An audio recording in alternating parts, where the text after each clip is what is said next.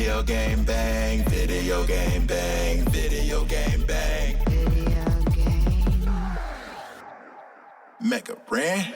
Live from the sack, it's the livest. In fact, I'm putting rhymes on this track to put my guys on the map. Updates, geek news, tech talk, and reviews. They can summarize it so you ain't gotta breeze through. Listen once and you're forever fans. And I'm not saying it because their theme song features Mega Ram, the ultimate source of all geek media. Other podcasts, they just don't match up. Need proof? You can check the archives and catch up. Stats off the chain, we have rearranged the game. It'll never be the same. Now it's time to feel the bang. Tosh here with another episode of the Video Game Bang podcast. Tonight, I am joined by two very enthusiastic and knowledgeable people to discuss some gaming news with me. First, of course, we all know the resident soapbox stander, game yeller, because that's a term, and all-around fun person, Emmaskies. How's it going? I'm taking every part of that as a compliment.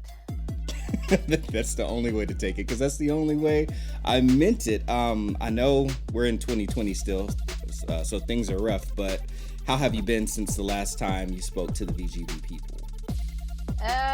Stressed trying to get a freaking PlayStation is how I've been. Oh yeah, can that, because we're going to talk about that, because there's a lot to talk about around that topic. And of course, the next person joining us, probably the only person in 2020 who's actually winning, Kyle Wynn. What's going on, man? How's it going? Yeah, the name says it, but it doesn't feel like it sometimes. It's still a rough year, but it's going all right. I don't know, dude. There's been some good things happening in recent weeks for me, so I'm hoping good things are around the corner. So it feels good, but we got lots to talk about. I'm always excited to talk video games with some video game people, so I'm excited to be here. Always happy to have you here. I have to say, as much as you tried to convince me otherwise, still sounds like you're winning more than most other people in 2020. Won't hold that against you, though, my friend. So much to talk about. We're not going to waste too much time. We're going to pretty much jump straight into it.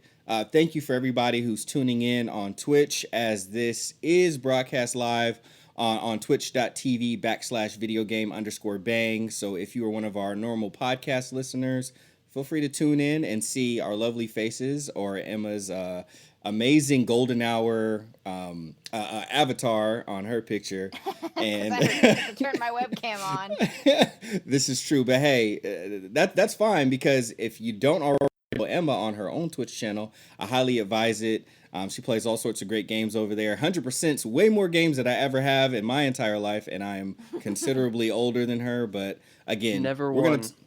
Not Never won, dude. Yeah. Never. Oh, man, we're in the same group right now, Kyle. Yeah. We'll have to console each other later, but we're gonna talk more later about some of the games that Emma's been playing. We do have a few things in store for y'all tonight. Of course, we're gonna talk about everything that went on with the PlayStation 5 showcase and some of the stuff that went on after that wasn't so savory for some of us. We're also going to talk about some of the things going on with Nintendo, and one of our favorite friends that's been with us for a long time in their product line that is going away, and that also lends to something new that's coming from Nintendo. Hogwarts Legacy controversy. Mr. Wynn's going to talk about that one. I'm sure Emma's going to join him in on that. A few game reviews at the end, and a not so happy update that we will be giving you all later on. But first things first, let's go ahead and jump right into it. Emmaskies. What Did do? you watch that? Everything, and you did. Okay, and don't try to deny it. But other than that, Sony PlayStation 5 showcase. Oh, hell yeah. What are your impressions before we jump into everything? Just how did you feel, just going through that and checking that out? I mean, I'm not necessarily the person that they're trying to target with this, I think, because I already knew going into this that I was getting a PlayStation. So I'm not going in looking for them to convince me. I'm just like, I want to see some new shit. I want to see some updates on some stuff we already know about, and I already know I'm getting this console. So it was good. There was some stuff in there that like I didn't particularly care about, but I know a lot of people are very excited about. Like Final Fantasy 16, I know was a huge announcement from them that I could not have cared less about, but I'm happy that you guys are happy. Another one was like Demon Souls. I know that's another one everybody's super excited for that I'm just like, I won't touch this game with a 10-foot pole, but I'm happy that you're happy. But we got a really good look at Miles Morales. And that was one of the highlights. We got some gameplay on that. We got a bit of the story. We kind of know what's going on in the game. It looks good. And my favorite part of everything is that they talked about how it's 1 year since the events of the first Spider-Man game, which is a fantastic idea to me because that means that we get to skip over all of the, I don't know how to use my powers. I don't have access to everything I can do yet. Like, I don't really know what's going on. Like, he already knows what he's doing. He's new, but he knows what he's doing, which was my favorite thing about the Spider-Man game was that you're playing a Peter Parker 10 years into it. So you don't have to go through the growing pains. Totally. So that is exciting. Yeah, I think that's like the only one that I'm really vibing with out of like the ones that they're really pushing hard. Like, I think God of War will be interesting. I still haven't played the newest one, but like I know it's really good. I have it on my shelf. I just haven't like put it in the PlayStation. I need to. Same with Horizon. They're doing a new one for that, but like Demon Souls was never my thing. Final Fantasy never my thing. There's a couple other ones that they announced at the first special access announcement-y thing that they did. When was that? No bug snacks updates. I will tell the people that we had no bug snacks updates. I want an update on that cat game too. Me too. I was waiting for that the whole fucking time because they played that trailer in the pre-show and then they gave us nothing. That's all I want, and I want them to finally announce when Skate 4 is coming out, but that's so far in advance it's just not gonna happen. I'm guessing 5 years on that one. Yeah, probably. We got, for some reason, a Fortnite trailer because I don't know if there was some sort of question that Fortnite would not be on the PS5, but now you know. That and GTA too. They're like, yeah, that was bizarre. Big whoop! It's a 7-year-old game at this point. Yeah. Was that the one they started the Xbox showcase with? They started with like GTA 5. I remember. I think it was the first PlayStation when they did that, and everyone was like, "Oh my god, dude! Oh, it's GTA 5 again." But we got more Deathloop, which I'm every time we see one of these, I'm not expecting to see Deathloop, and I'm always overjoyed that we do. That game looks fucking phenomenal. It looks so good. Every time I see more of it, I'm just happy. I want it on PC. I refuse to play any sort of shooty game on a console, but like I will play that game to death if it comes out. It looks so good. I guarantee it will, because it's Prey and Dishonored were both on PC as well. Right. Oh god, Dishonored. Like that's what I loved about it. It's like it gives me like Dishonored vibes, but it's also not like leaning so hard into like, hey, you remember Dishonored? We're kind of like Dishonored. It's like it's its own self standing thing, which is super awesome. I'm excited about that one. It's got like the traversal of Dishonored with like the blinks and the way that he moves and kind of even a little bit of the combat, but like the soul of it is very much its own thing, which I'm super excited for. And you kind of got a bigger look at how the game's gonna work, because basically you play Cole or Colt, I'm not really sure. But you play this guy, you're stuck in a time loop, and you have to kill 8 targets to end the loop. And the hard part is that you have to kill them all in the same loop, and that's obviously, kind of your problem is that you can't get all 8 at the same time. So what they walk you through in the trailer is finding a way to get 2 of them together in the same place at the same time, so you can take them out together and save yourself some time. And it kind of sounds like the whole game is going to be built on how quickly can you do this? How many of these guys can you get in one place? How many different combinations of things can you change? Like if we, like in this one, if you mess up one guy's day, like his experiment that he's running earlier in the day, then that messes up his whole day and he ends up in the same place as the other guy. Ipso facto, you can kill them at the same time. So it's badass Groundhog Day? Yes. Very. Okay. And it looks like there's a lot of different like combinations and a lot of different decisions you can make to make that happen in different ways. And then along the way, you have a rival assassin that's just trying to kill you, and you're her only target, so she doesn't have the same restrictions you have. That game looks fucking phenomenal. I cannot wait. Dope. Yeah, it looked pretty interesting. The whole timey-wimey, dilemma of it, and then also not having them all in the same place. I thought that was pretty interesting. What about? I mean, we already talked about a few games that there was no surprise that they did some, that they did some trailer or some announcement for. What were some of the games to y'all that just look like you have no desire? There's no way that you're going to give any of those games your time. Final Fantasy. Yeah, racing games. Any racing games or any of the seasonal sports games, the 2Ks, the FIFAs, any annual game I'm not huge into. Yeah, I think the two we mentioned, the Final Fantasies and the Demon Souls, were my like, okay, I'm gonna take a break real quick, go get something to drink, and I'll come right back. Yeah. Right. It was crazy for me. It was actually one of my favorite. I guess I have to say my favorite gaming franchise, because one of the games from it is my favorite game of all time, and it was Resident Evil. Resident Evil Village. Right. Yeah, like the graphics and everything look really good. But nothing else about it actually seemed like a Resident Evil game to me. And I felt that way the very first time when they showed the first trailer. And this time I was hoping that they would win me over, maybe reveal a little bit more that kind of made it feel a little bit more like a Resident Evil game, especially since, we just gotten the remake of Resident Evil 2 and the remake of Resident Evil 3 recently. But it still just feels too much like a Resident Evil 7, and which Resident Evil 7 was a really good game, but again, to me, it didn't feel like it was a Resident Evil game. It just felt like it was a really great horror game with Resident Evil slapped on top of it. So that was probably the biggest disappointment. I was really looking forward to the next trailer from that too. And it did reveal some new stuff, don't get me wrong, but nothing, I think if anything, it just turned me off even more and kind of solidified the fact that I am not looking forward to that game. But it's funny that you mentioned that, because I remember getting the same feeling from this trailer that I did the first time. And the first time I was watching it, I was like, this looks amazing. Like, this looks like a really cool horror game. And at the end, you get it says Village. I'm like, cool, it's a game called Village. It's a new IP. And then they put the Resident Evil. And the second they slapped the Resident Evil name on it, I lost all interest. I was like, oh shit. But not because it looks bad, but I was like, okay, cool. So now I know this is not a new IP. This is the 8th installment in a franchise I've never played. So I'm not going to just jump into it. And I lost all interest. And the same thing happened this time. I was like, this looks so fucking cool. And then they did the same thing in the first trailer where I think Chris was the person whose name they said, and that was your oh my god.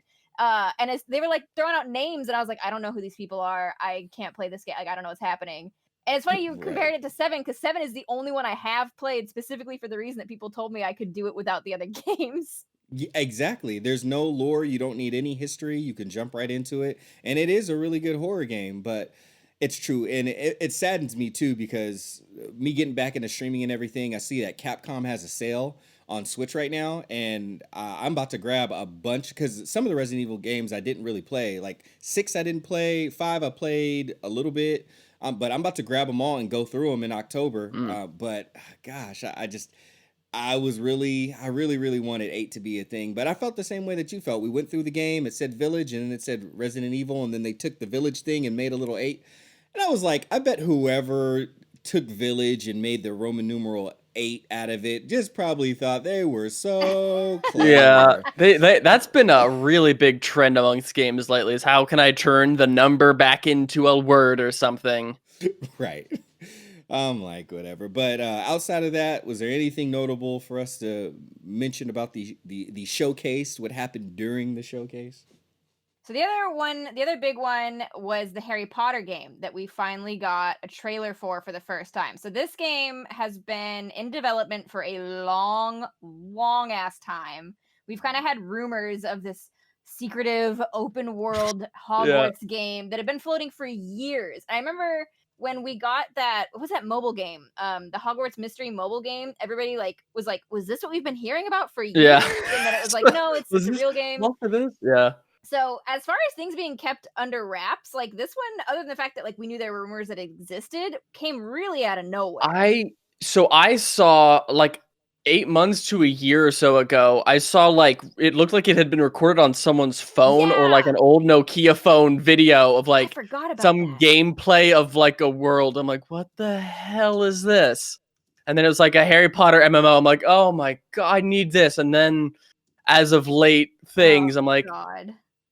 maybe I don't need this. I want this, but I also want other things slightly more. Like, So yeah, and then there's all the controversy now with the absolute monster that J.K. Rowling has turned out to be, the absolute just trash person she's turned out to be. Yeah. And now there's a big conversation about whether or not people are going to buy this game, specifically because they don't want to support her. And it's right.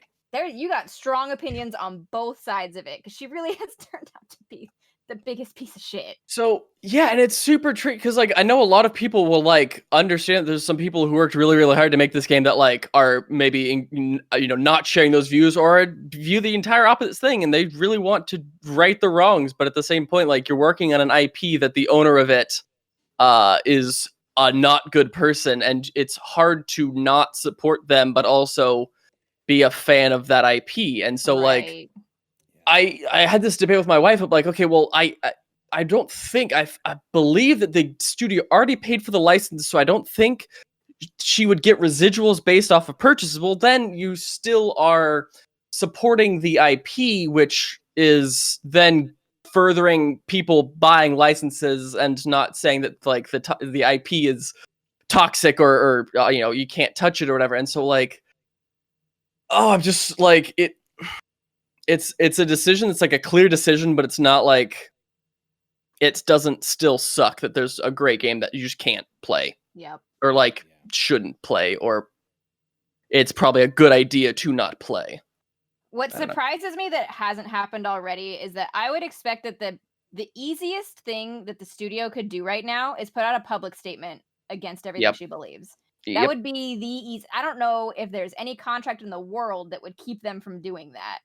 But that's their number one move right now. If you know that people are going to not buy your game because of the people who own the license to it, just put out a public statement that you don't believe the same thing. And it's not like it's Star Wars or Call of Duty to where it's an IP to where a lot of the people are not of the same stance or whatever. Like incels. Yes. And so like who will play this game? Like not your standard, at least in my eyes, not the standard like Call of Duty or like hardcore RPG like elitist type of people. Like this is a thing that like the life of this game relies on the studio doing a PR thing, condemning what JK said and finding some way to undo like either, hey, by the way, so 6 cents of your game may go to her, but also $10 of this goes to this other charity organization or some other certain thing like that. Like you might be able to save it, but otherwise this could be absolutely dead on arrival. So I realized as we're saying this, we've been talking around it, kind of assuming everybody already knows, and I assume most people do know. Yeah, that's true. The whole controversy comes from the fact that J.K. Rowling has turned out to be a massive transphobe. I don't know. She's just, there's a whole internet rabbit hole that you can go down if you're very curious. But she basically just is a huge transphobe. She's kind of been doubling down on it, tripling, quadrupling down on it. Digging that hole deeper. So her new book that's coming out is something that she apparently has written just to further her own beliefs. Because it's a whole thing. It's a whole thing. Oh yeah. But so there's a big backlash in the community of, we don't want to support a transphobe. We don't want to give her money. And this is kind of this thing where like everybody's going to find their own line of where they're willing to stand on this. Because we're streaming right now on a site owned by Amazon, which is a corporation that a lot of us think is not great. Where a lot of us are still on Facebook. A lot of us still eat it. A lot of people still eat at Chick-fil-A. Like there's everybody has their line of what they're willing to do. And one thing that I do want to say is for the people who, and like this is like kind of my angle, right? This is my world, right? As a game developer, like how does this affect the game developers who spent maybe 4 years, if not more, on this project that they could be absolutely just through no fault of their own in the ground. For the most part, no game dev ever sees residuals on a game. Right. Regardless of the game succeeds or fails, the devs have already been paid. The true question comes into how big of a team do they keep on after launch?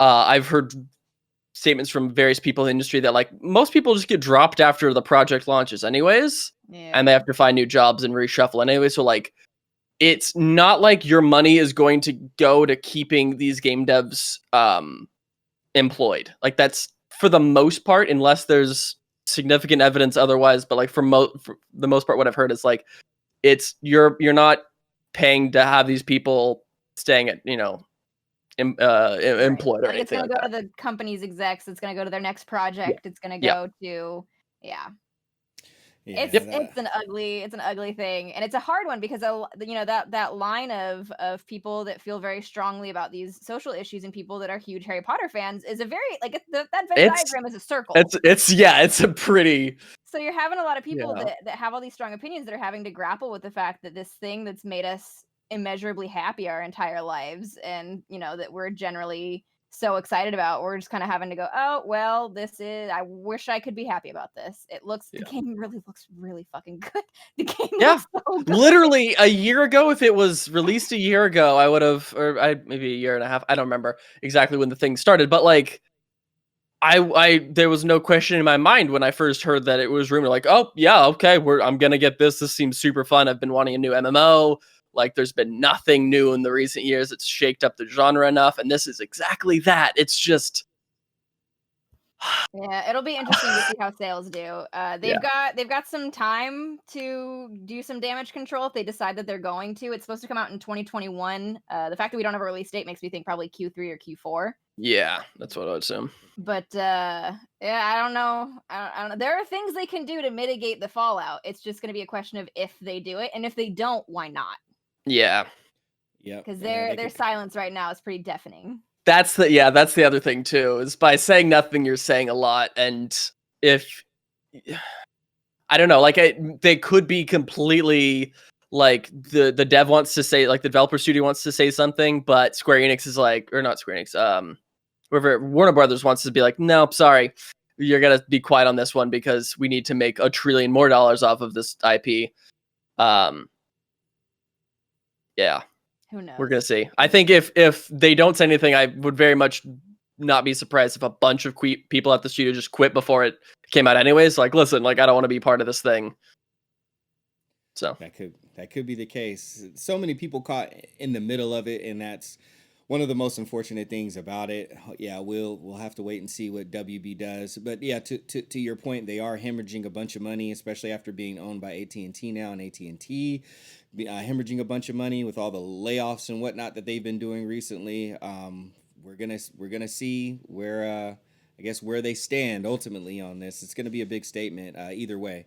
So that's some of the things that happened during the PS5 event. But yes, Emma, you're gonna trigger me. There's even more. There's more, especially the memories, the PTSD. What happened after the event? So after the event was a little bit of a poop show. Emmaskies, you seem to have a little bit of a shield from it, but not much. Why don't you tell us what happened when everybody left out of the virtual PS? Well, not virtual. I still don't know what happened. I don't know the order of events that happened. No fucking clue. But at some point, some retailer, and I don't know who was first, but some retailer decided they were opening up their PS5 pre-orders without telling anybody, without doing anything, without announcing anything on Twitter. So I believe we had last heard from Sony that this was on the 16th, and that on the 17th, some retailers would start opening pre-orders. Within less than an hour of that tweet going out, pre-orders were live fucking everywhere. I got a massive panic text that were like, pre-order for PS5 is live right now. Like, go to the Best Buy. I'm stuck in my cart. I spent 2 hours stuck in my cart on BestBuy.com. It sold out on Target. It sold out on Walmart. It sold out at GameStop. I called every GameStop within 50 miles of me. They were all gone. My Best Buy cart never ended up fixing itself. I went to Fry's Electronics. Is how desperate I was. Is that even still open? The graveyard. Barely. So at one point, I had called a GameStop, and this very nice girl named Allison answered the phone, and I asked her if she had any, and she said no. And she was telling me, she's like, as far as they knew, they were in the store, they were watching, they were watching the live stream with everybody else, and they had no idea. They didn't even know. They're like, we didn't even know they were going live tomorrow. We found out when everybody else found out they were going live tomorrow. So I guess at one point they got a phone call from somebody asking if they had pre-orders, and they said no. And whoever had called them said, well, my friend just got his pre-order at a GameStop over here. So her district manager was like, you know what? Fine. Just open the pre-orders. Yeah. Open the floodgates for everybody. That's how it has to be. Like, I've seen a bunch of other things like this with any news story. Like, even if everyone's like, okay, we're going to wait until this particular day to drop it. As soon as one person does something, every other company is like absolutely damned if they don't at that point. So like if it was, I don't know, we'll say Circuit City was the one who dropped it first, and then everyone else after the fact has to come do it after the fact. Like you can't wait until after Sony said, like you can't not do that at a certain point, because then once everyone does it, no one's guilty of it technically. Like Right. You can't fault every single retailer for doing it, and so Sony can't be that mad at them, I guess. I don't know. It was terrible. So one motherfucker started it, and then Yep. it just dominoed, and it was not good. It was very, very not good. People started posting videos back from a talk that I think Jeff Keighley had done with somebody at Sony back in July, where he had asked, he was like, do we know about PlayStation pre-orders? Like, I heard people were lining up outside of stores. Nobody knew why. And the guy from Sony very much assures him, he's like, you're going to know, like, I don't know what people are talking about. You're not going to have like a minute's notice. You will know before pre-orders go live. And everybody's like, so that was a fucking lie. Yep.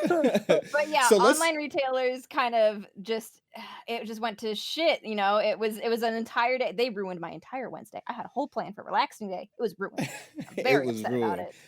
And let's double back a little bit. So we could see, obviously there was chaos. The biggest thing was that, number one, they said everybody was going to be informed, but they didn't let people know. And most people thought that they were going to find out during the event. Not only that, but Sony had told people a long time ago, I think it was not PS Plus or PS Now members, PSN? maybe. I know what you're talking about. Yes, that was bullshit. Yes, that they were going to give them the basically a little bit of earlier notice, kind of like, save the spot in the line for them, since they've been, dedicated Sony PlayStation supporters, to get an opportunity to get it, get in there before everybody else did. And then it was supposed to be opened up to everybody else. Big thank you to Lincoln Break in our chat. So we found out that the person that really encroached on it, because since Sony didn't set a date, they didn't let everybody know the date inside of the showcase. Walmart went ahead and tweeted first, and we have the tweet right here. Thanks to Lincoln Brink in our chat. That's why it's a good thing to watch us live on Twitch, because we have a really dope chat with people that help out. Walmart, and I quote, on September 16th, "Make you wait for the new PlayStation 5? ? Nah, that's not like us. Go on, pre-order it now." What a bunch of bitches. Oh, freaking Wally. So if everybody knows who to thank for a chaotic freaking day that day, damn Wally World, the corporation that never surprises any of us with how low they will go. They were the one that unleashed and opened up the floodgates. Bunch of bitches. Yeah, Well, so nightmare. Good thing I already don't shop there ever. Yeah, you're definitely saving yourself some heartbreaking embarrassment. So after all of that happened and all that craziness that everybody in some way experienced, whether it was yourself trying to get your PS5 and whether you got it or you didn't, and all your friends, people sending up tweets, who got the link to the PS5? I need to buy one. One of my favorite parts that happened throughout this whole thing was from Emma's good friends, the Microsoft group. Emma, did you see that tweet? Yes, I did. That Xbox put up. Do you have it in front of you? Oh, yep. I don't have it, but basically they put out a tweet that was like, yes, you will know it's going on Tuesday morning, not early. This is exactly the time. This is the date. Don't worry about it. You'll all have a chance. Paraphrase, pretty little subtle darn shade. good. Yeah, here, I'm gonna go ahead and quote the tweet, because it was some of the finest shade I've definitely seen in 2020. From the Xbox Twitter account, September 16th. Pre-order, finger pointing emoji, September 22nd. Worldwide launch in 36 countries, finger point emoji, November 10th. Hype, finger point emoji, 9,000 plus. And then parentheses, don't worry, we'll let you know the exact time pre-orders start for you soon. And then they put up the prices for the new consoles. And everybody, I mean, it went viral. It was hashtagged all over Twitter. It was trending. And I just was sitting up there like, oh my God, I am not an Xbox person at all. But the shade and the way they went about it also just, you know, especially with the whole war, we all sat up there for how long was it? Did we all witness these two walk out the saloon doors? It's high noon. They're facing each other. Guns are about to draw. And we're just waiting to like, who's going to draw first? Who's going to tell us the price of the console? Who's going to show us what all of them are like? And the only reason why Xbox had to go first is because their information ended up getting leaked. So how sweet is it that they got leaked, so they had to put their stuff out? PlayStation comes behind them and tries to show them up, and then this happens, and Xbox Drop has their the pops last all laugh. over the floor and fumbles around, and Xbox can just stand there like, really? Yep. Really? This is What a fucking mess. So we totally Yeah. skipped over the fact that PlayStation did announce a date and price. Yes. So the physical edition will be $4.99 and the digital edition will be $3.99, which is pretty much what we all guessed. And the date was what, November 10th, or November 12th. the 12th. I lost wanna it. I want to say it's 12 because it's 2 days after the Xbox, if I remember correctly. Yeah. I believe Yeah. Xbox is launching November 10th and PlayStation is launching November 12th. We all knew that they weren't gonna beat the Series S price because that $300 price tag is just, Sony's not gonna beat that. They're just not. Yeah. And I don't think anybody expected them to. I think the Series S is pretty underpowered compared to the PS5, but the Series X and the PlayStation 5 are the same price for the physical, at least.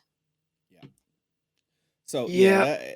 well, at least, you know, as messy as it all was, a little messy for both sides, more so from the PlayStation side. At least we finally know what the consoles look like now. There's no question about it. We know when they're coming out and all of that stuff. So it's all out in the ether. Now, I do want to ask this question to you two. Now that we know those two things, which do y'all feel like is the better deal? Let's start with Kyle.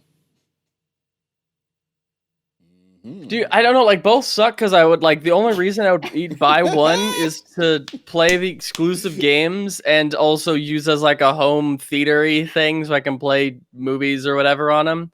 Right. Like, Xbox has always kind of been dumpstered in terms of exclusives, which in my mind, like the technology, the hardware is usually pretty similar between both, so it doesn't really come down to a huge like frame rate thing or 4K. Like, I don't do 4K yet, any of that stuff. And so it really just comes down to exclusive games, and I've not played or not been interested in Halo since like Halo 3. So PlayStation's probably going to be what I buy, but the fact that I have to spend an extra $100 so I can get a disc drive is kind of silly, considering like I'm pretty sure disc drives by themselves aren't that expensive. They're just upcharging it like a lot, it feels like. Heck yeah. Did we ever figure out what the differential on storage was, or if there is one for the PS5? The way that they're explaining it's literally like regular plus with a disc drive. It doesn't seem like there's any major differences. If better be some more storage in there. I don't know, dude. Like that's dumb if it doesn't. Like, because literally like one Call of Duty game takes up like half of a terabyte hard drive these days. Like, you better come chock full with like 5 terabytes or something. I think they said it was like a terabyte or 2 as a solid state drive, which is pretty sick. I know the Series X has a terabyte drive, and I want to say the PlayStation Physical has an 825 gigabyte drive, and then I wasn't sure what the digital was. I don't know if they either never said or they're just like, it's the same. But Emma, again, if you asked $100. people at Sony, it's not the size of the drive. It's the quality of the drive. I guess. The speed Y'all of the got drive. SSDs, so. Yeah, as long as it's in a solid state and can hold more than 2 games, I'll be okay. But like, come on. I always end up buying I have an external drive for my Xbox anyway.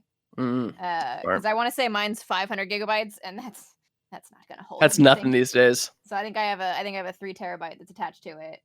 But I think hardware wise, if someone wants to correct me if I'm wrong. I believe the Xbox is slightly more powerful, like the slightly more powerful console, and it really is just going to come down to which exclusives you like. I tend to go for Xbox because that's where my exclusives are, which I really love.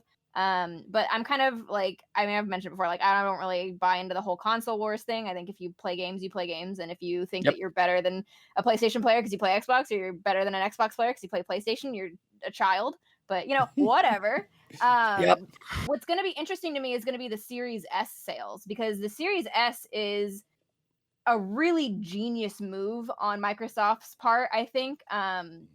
We were talking about this in a group chat a while ago, where if you already have an Xbox One X, if you have your top of the line Xbox, the Series S, you're not going to buy it. There is zero point in buying it. It's almost a downgrade in some ways because it doesn't do 4K. It plays the One S version instead of the One. Yeah, and I don't know if they're like putting any games that you can't also play on the Xbox, the Xbox One X or whatever the latest ones are. Like, Right, I don't they think said that for you're a missing out year. on anything. Yeah, for the first year, they're not putting out any games that aren't also playable on the current gen. So they're going a very different direction than PlayStation. So I think the whole console wars thing doesn't really make sense anyway, because they have a very different business plan this year. And given the fact that they're doing payment plans, that like they are making their point here is to make gaming as accessible as possible. They're doing payment plans. They have a much, much cheaper console for the next gen that's going to play all the next gen games. This really is a move to just get people into the Xbox ecosystem at whatever, however they can. And and it's genius too, because they have such like $100 less, and like how many people? It still is like, I think $123. Less. Yeah. Oh yeah, true. It's $300. I guess then the lowest PlayStation. Oh, there you go. Yeah. But it's still like super high frame rate, can still push 1440p. And so like for anyone who's not like super duper duper hardcore, which are more people are not hardcore than are hardcore. Yeah, we are the minority. It's such it's such a like a absolutely, why would you not answer for? Why would you pay an extra $100 for like playing on a TV that who still like has a 1080p TV? A lot of people. I still do, and I'm pretty like hardcore into tech and all that sorts of stuff. But like, yeah, like I think they're cornering the market on the like non-hardcore gamer audience, which is a big audience, and it's a smart idea.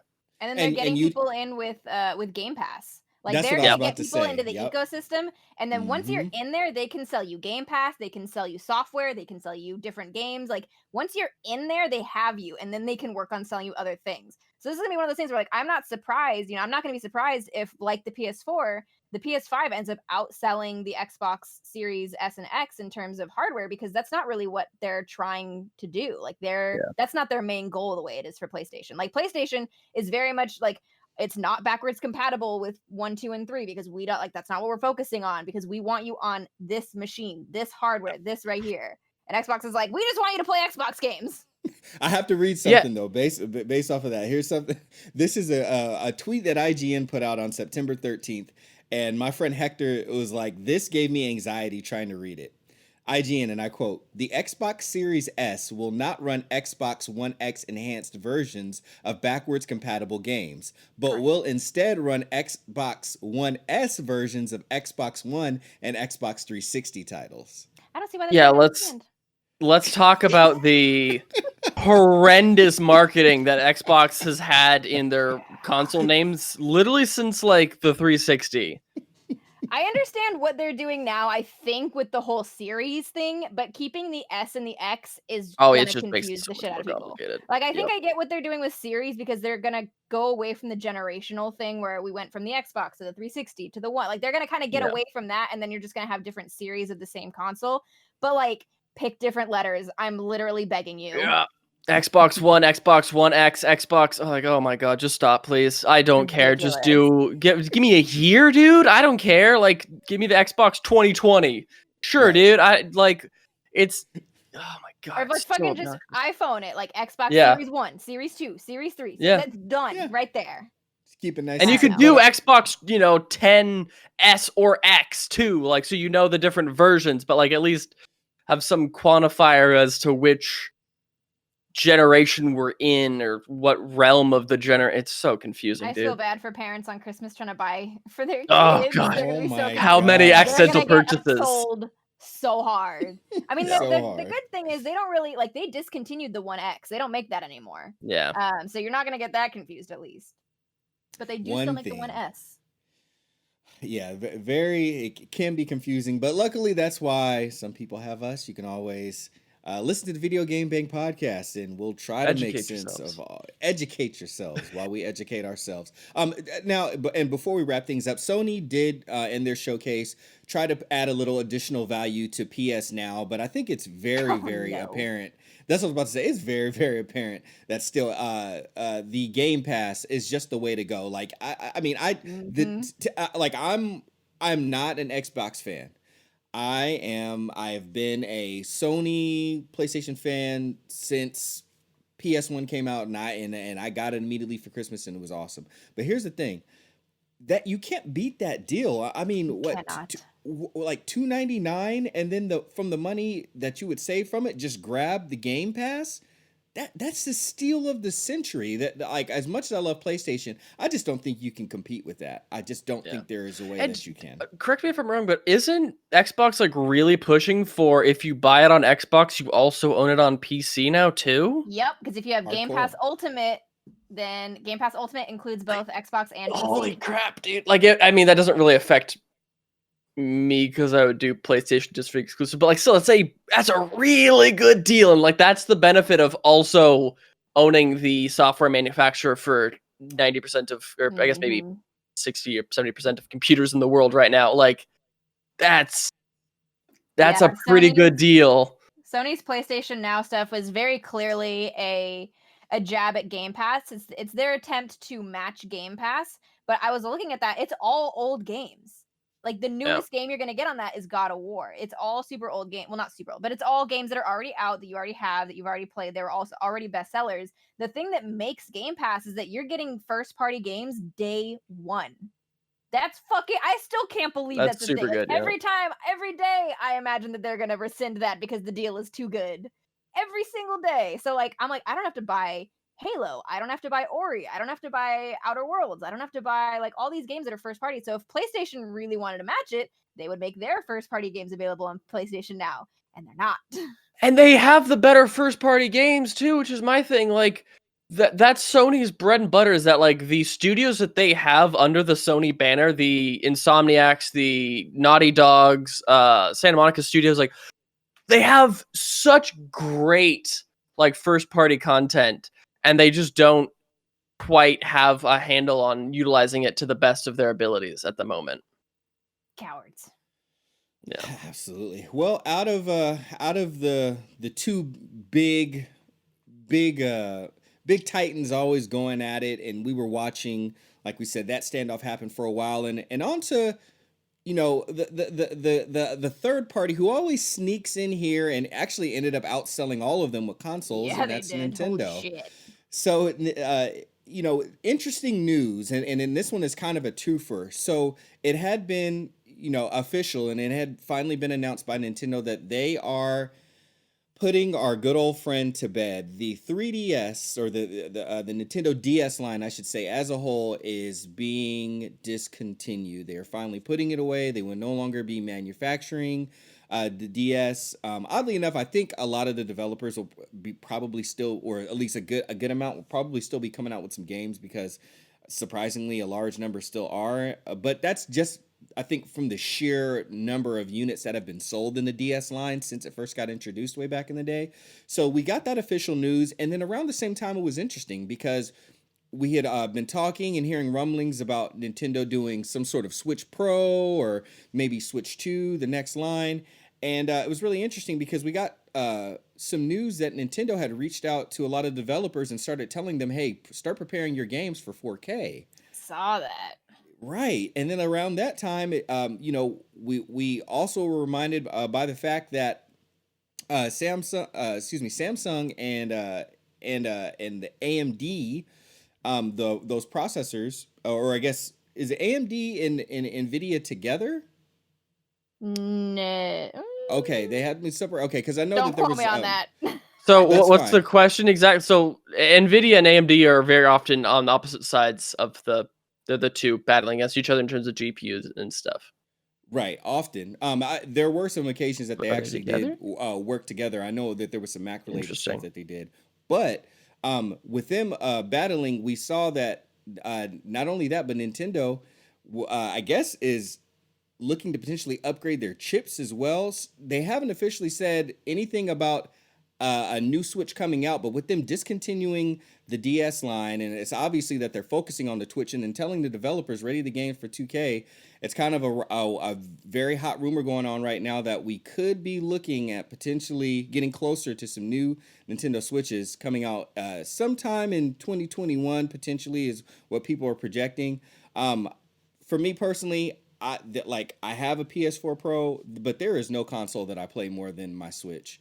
The way that it's portable, how easy it is to take around, playing in dock mode, for all those people that are in the Nintendo family, I think that is big news. Now, Emma, I know you're not a part of that family, and we won't go deeper I into was just that. thinking, I was like, if they put out another version of the Switch, that might be great for me because they might discount the Switch and then I can get one super cheap and Yeah. I can finally have a portable console because There you apparently go. my motherfucking iPhone can't run xCloud. Not that I'm Oh, bitter no. about it. Not Yeah. that I'm bitter about it. It's fine. So Not at all. yeah, I like. It's always funny to see like Nintendo like, yeah, maybe we should do 4K. Like every other console's been doing 4K for like what 2-3 years now. They're like, yeah, maybe we should try that whole 4K thing. Like, yeah, we've been doing that And for a hot minute, y'all. Sell them Yeah. Well, exponentially. so like what I said about Sony, and they have the best first party. Like, okay, well, Nintendo truly has the best like first party exclusive-y But stuff it's like because the same 4 first party games yeah. every time.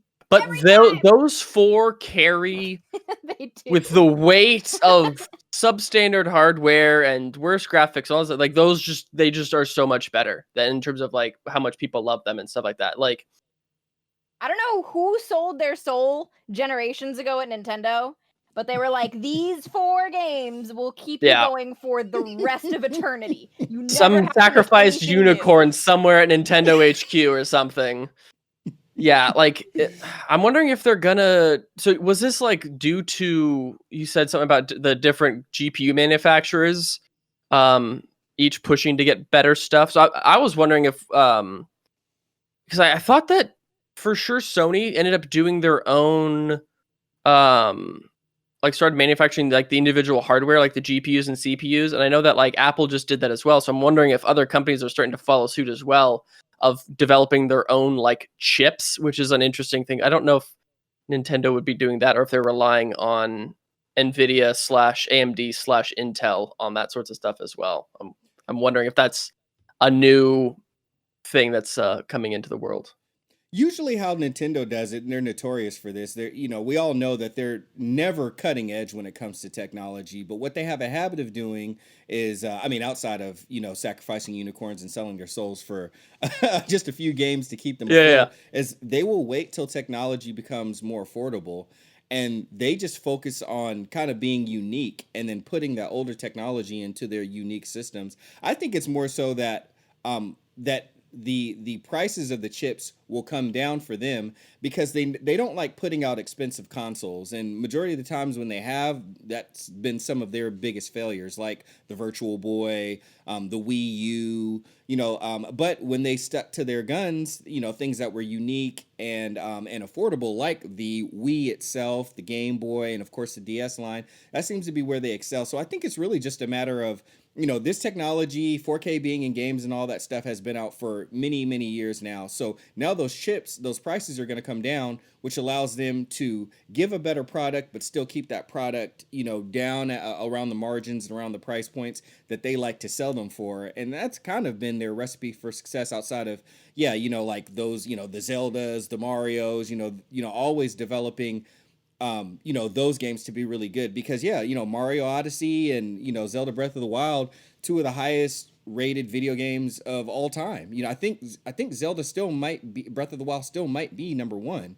I'll, like, fact check me, anybody on that. But and then that was the other thing that was interesting, because was it last week or week before that we had gotten rumors of a new Zelda game being developed and coming out. So getting this information this week now, and then the information that they're telling developers to ready their games for 4K, I think it's pretty apparent where they're moving on to. And to Emma's point, I mean, look what they've done. Even when they came out with the 3DS and the 3DS XL and all of those lines, for a long time they kept their other lines going, because they know, hey, we already keep the price point at a very desirable level. If we still keep those other ones going and we're able to sell those at an even better discount, kind of to the point that Xbox is trying to, do now, we just flood the market, and we just get people in. We just get them into these consoles, and then from there, we just kind of keep the games churning. So, and then of course they have the habit too of getting games that came out later. But the weird thing is, and I've experienced this too,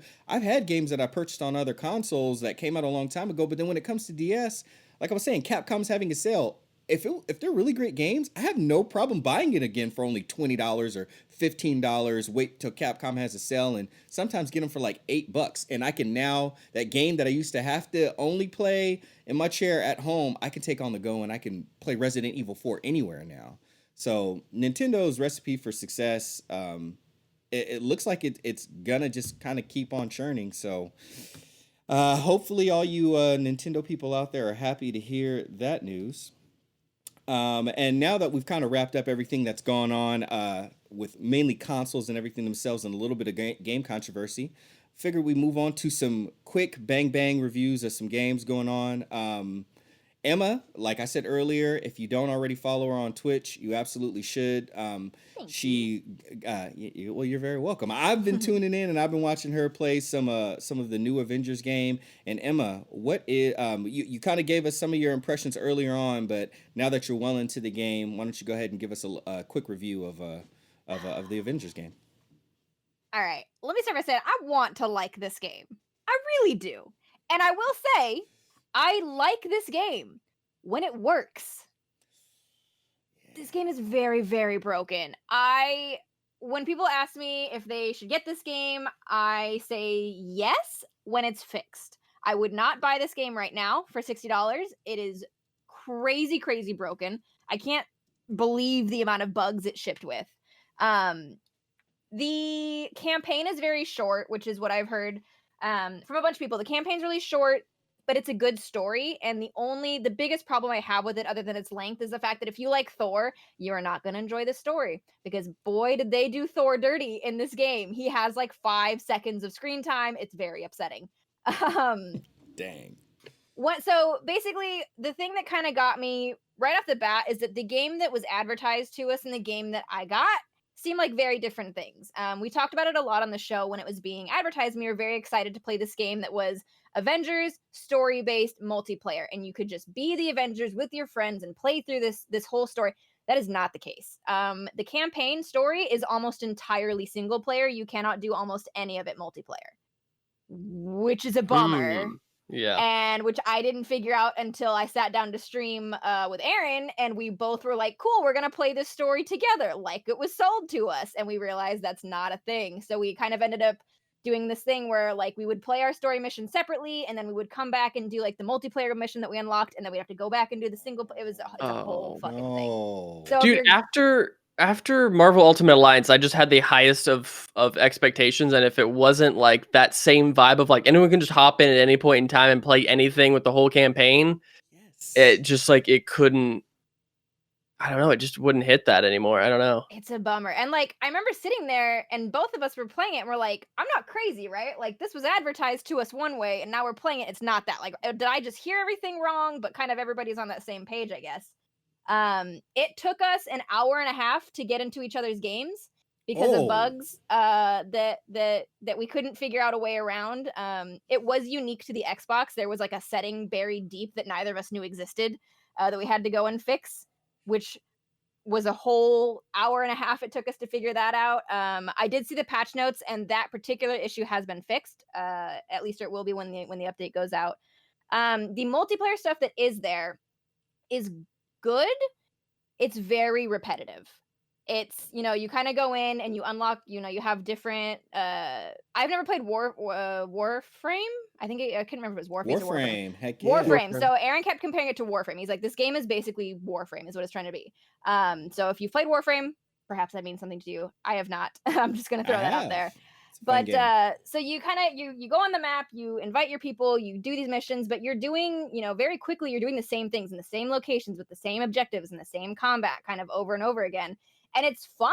Like, you're having fun, punching people and embiggening and flying and using the shield, and it's a good time, but it's very, very repetitive, and there's not enough content at this point to justify the fact that the campaign is so short that they really want you to get from the campaign to the multiplayer. And even the multiplayer is a little bit hard to get into if you're going for the campaign, because as soon as you go into the menu for the multiplayer, there are spoilers for the story, so you can't just like jump into it. So I reached a point where I wasn't, I'm only streaming the campaign on stream. So I was like, all right, let me just go jump into the multiplayer. And I was like texting Aaron, I was like, can I get into this? And he said, no, there's a spoiler on the menu. So just don't get into that menu yet. I was like, cool. So I'm just stuck. It's just weird. I think once we get more characters, the characters they've announced are going to be free. So it's not like you're going to have to buy a bunch of new stuff. You're going to have to buy cosmetics, but Clint and Kate and other characters, Black Panther, like, you're gonna get the characters for free, and they're all gonna come with their own story missions, which is good.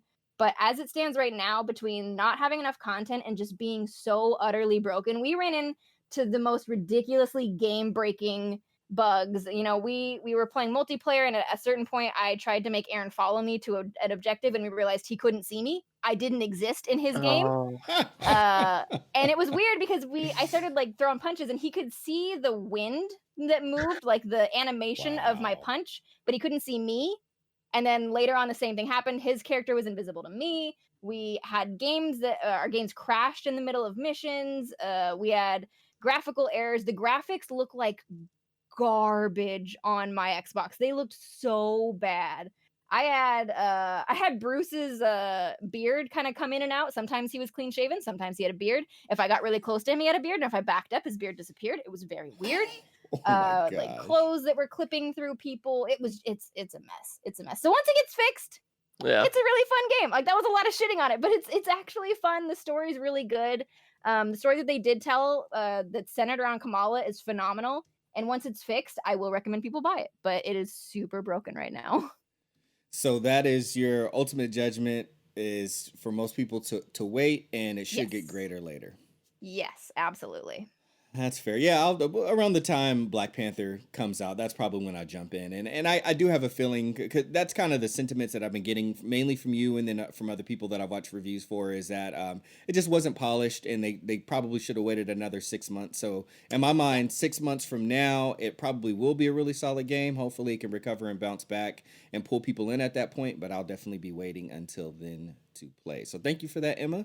Appreciate the quick review. Let's go over to my main man Kyle real quick, and we're gonna give us a little bit of review of Spellbreak. What's going on with that, Kyle? So Spellbreak, I don't know when it came out, but it's like maybe a couple weeks old, and holy crap, I've already played 130 games worth. So like individual rounds of like a battle royale, and won like 20 of them.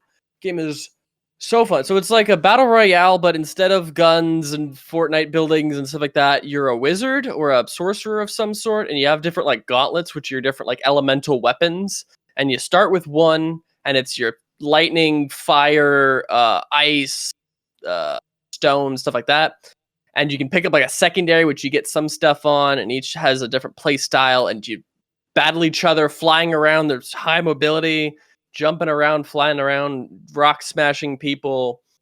It's like, I don't know, it's just different enough from every other battle royale to where I'm just like sucked into it. Super duper fun. There's no like nothing that I find frustrating in every other battle royale game of like people hiding and waiting for 1,000 years, and then eventually you run into a building and get killed.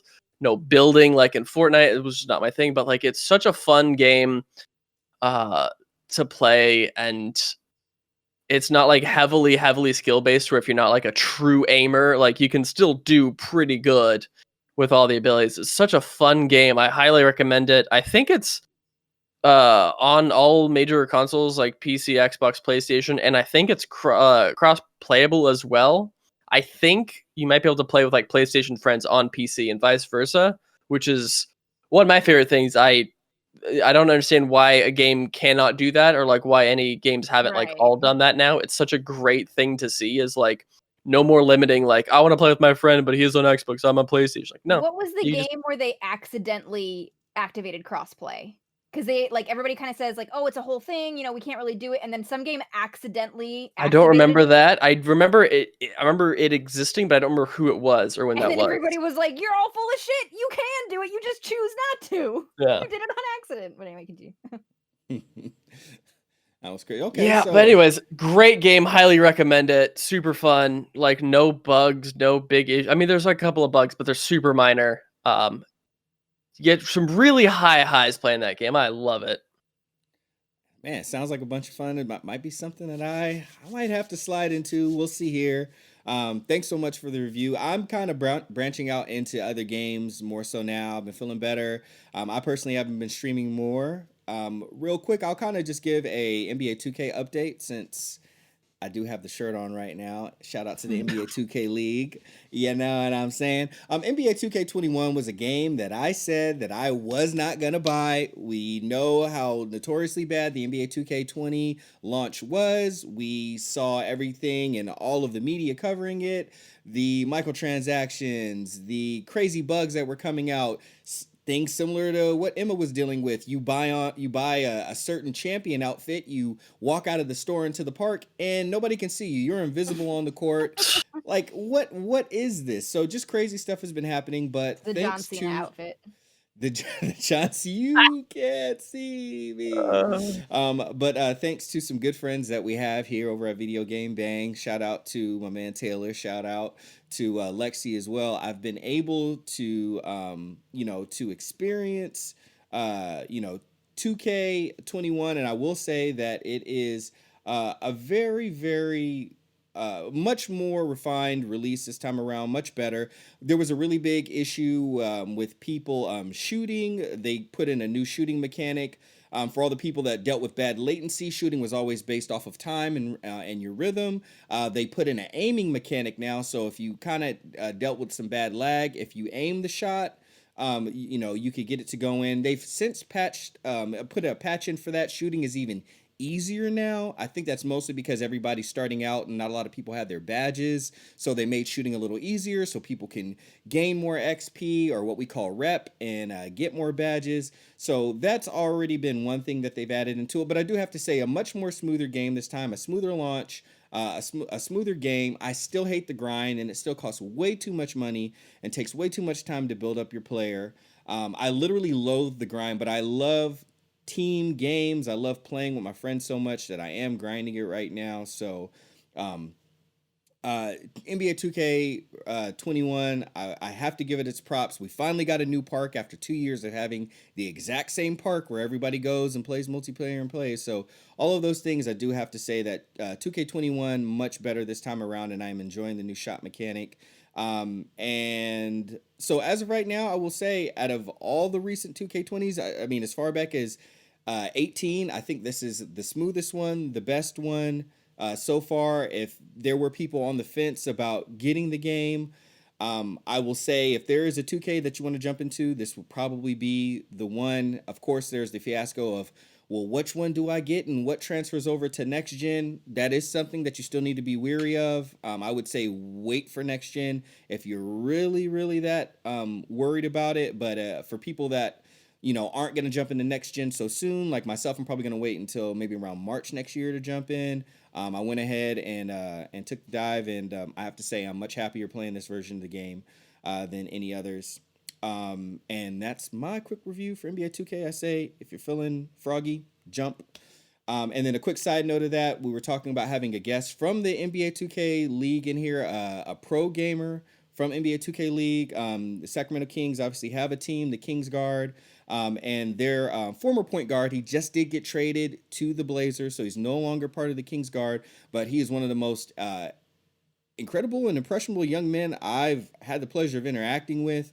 I was just cheering for the team as normal. He DM'd me after his family told me that they kept seeing my name in the chat. I thought that was crazy. I know some of the people from the team, but I have not met him thanks to the virus going around. So I just thought that was really cool. And he's down to come and do an interview. So anybody who's interested, about what it might be like to be in the NBA 2K League, what it takes to get into the league, or you just want to hear a really down-to-earth pro gamer who is sponsored by one of the best sports leagues in the world, the NBA, you want to hear them have a conversation, he said he's down to come and interview with us next week. So next week we'll have Bash, formerly of Kingsguard, currently of Blazers 5 Gaming, and a big shout out to that.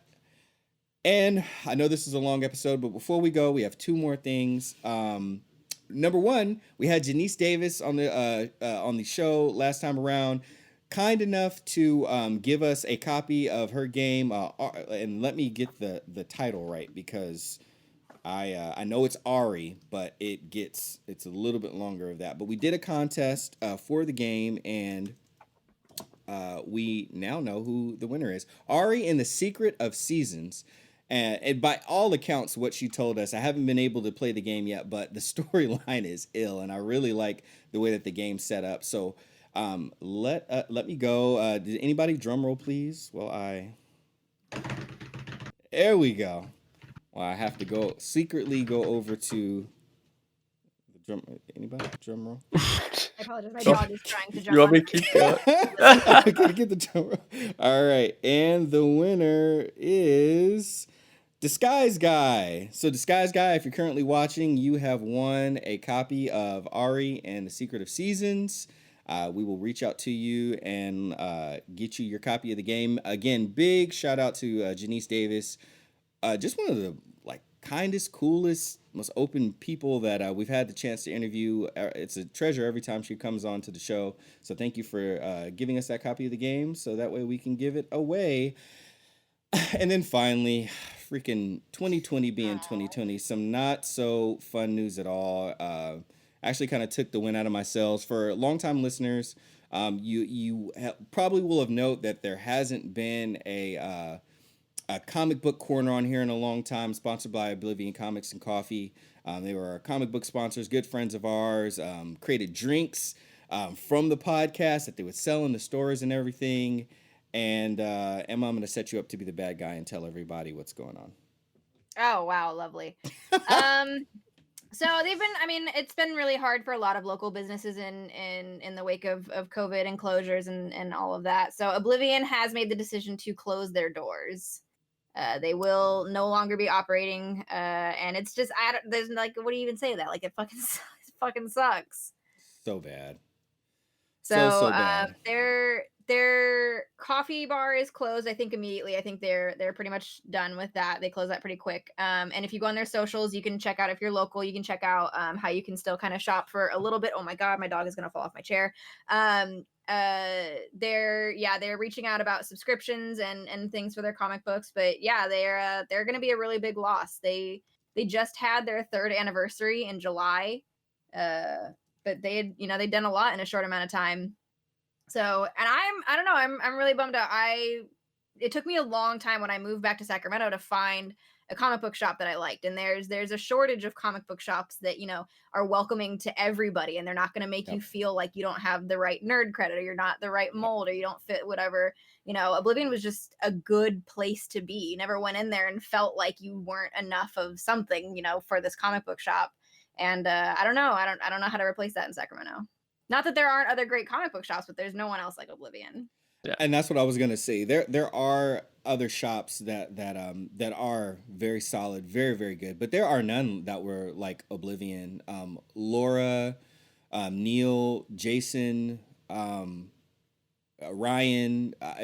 Topeka. So many people, so many names over the time that I would go in there. Just always so welcoming, so inviting, and especially on the comic side. They had the mood set right. They had the vibe. The lights were right. You can ask for recommendations. Everything. And as many people would know, we would do trivia nights there. Aaron and his podcast. So many of our friends and everything, had a spot not only to go and hang out, but also go and build community. And man, yeah, it was really tough. It really sucked. Like, I mean, I don't know. Maybe it was how like sudden that I kind of heard it, but yeah, like once I heard it, it was just like, I don't know. I was really hoping that, you know, that would be one of the things that returned to normal once we got past all of this virus stuff, that we would be right back in there. And I tried to go down and get comics multiple times. The other thing that sucked is there was like construction going around, and it was even difficult. I mean, it just seemed like everything was stacked up against them, and I felt so bad. But, you know, I want to take the time to say thank you to Laura, thank you to Jason, thank you to Neil for everything that you did for us, all the comic books that you donated, giving us a spot to hang out, giving us a spot to, like I said, build community, just being awesome, incredible partners, being so gracious. Like, there's not enough words that I could say for another hour of this podcast that would really, you know, do them justice for how well they treated us and how great of partners that they were for us. So I just want to thank them for everything that they did. Comic Book Corner eventually will return, but, you know, we'll figure out, you know, how exactly that'll be. But I just want to say, for everybody here over at Video Game Bang, thank you so much to Oblivion Comics and Coffee for everything that you guys did while we were able to partner together. All right, everybody. Sorry to end the show on such a sour note, but before we get out of here, we normally go around and let you guys know what we're going to be up to. Emma, I know it's Friday, but before I do, and Emma, I have found a way, if you will indulge a mobile game, especially after playing this Marvel game, I found a way to gain access to a Switch for you and to Marvel Ultimate Alliance. So I will leave it up to you if you have time to play, but I think if you could find time to even just do one stream to play it, I'd be happy to play with you and just compare the experiences of one Marvel game to the next. But outside of that, what's your normal streaming schedule looking like? I stream Monday, Tuesday, Thursday, and Friday, 4 p.m. except for 6 p.m. on Thursdays, and I've been trying to keep to that lately, so I'm not kind of bouncing around all over the place. So catch me there, twitch.tv/Emmaskies. There you go, catch her outside. Mr. Kyle, Mr. Wynn, any streaming going on? Anything else going on? Or are you just cold chilling and tell the people catch you next time you're on the show? What's up? Yeah, I'm just cold chilling. I don't stream much. It's just not my thing. A disclaimer on Marvel Ultimate Alliance though. The new one, I've played it a little bit. I do not like it as well as like the first two. Ooh. Those were really, really good, but those were like old school, like PS2, maybe PS3 and PSP.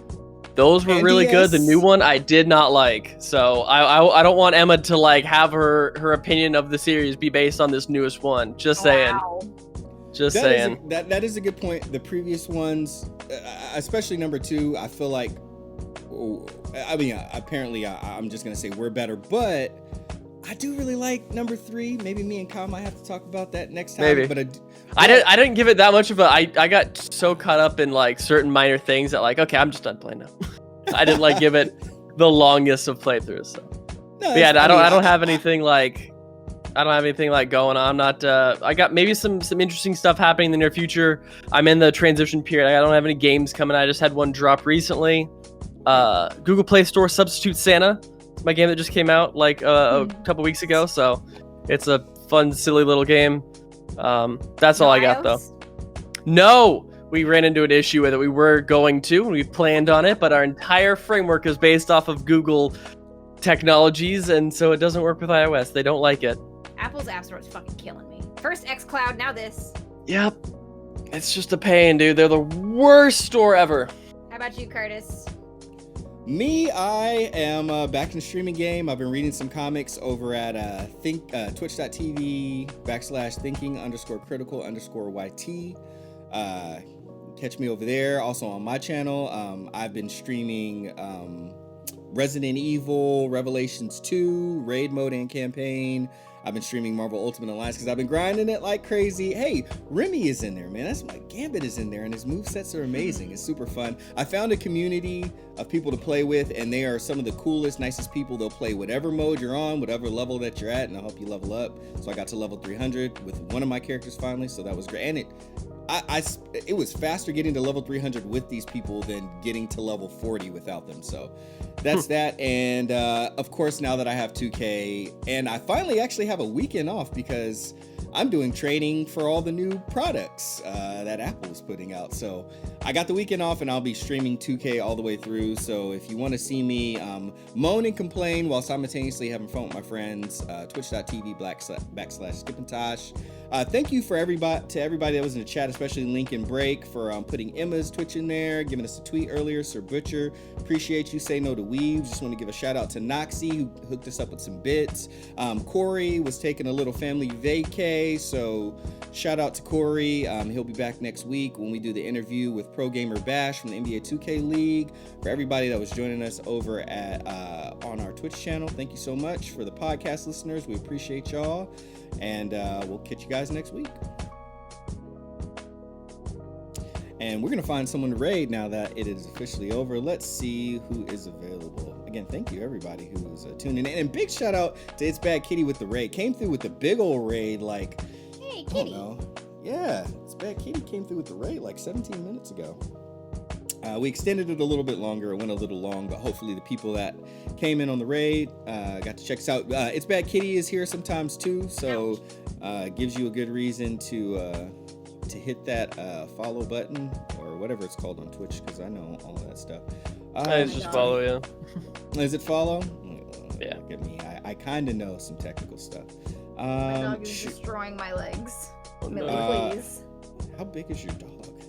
She's little, but her claws are too long. Oh, yeah. I know. My cousin's dog, who is here with us, poor thing, had gotten sick and had to go to the vet today, but luckily was able to come home a few hours later and felt much better. But yeah, she's like a little tiny old dog, but gosh, barks so loud. But we love her just the same. I am not seeing anyone to raid here, y'all. Oh, wait, don't tell me we just got... Okay, I was about to say. All right, we're going to go ahead and just take off everybody because I don't see anybody else to raid. So again, It's Bad Kitty. Thank you so much. Everybody that tuned in, thank you so much. We'll be back next week with a special guest to interview. We will catch y'all next time. Peace.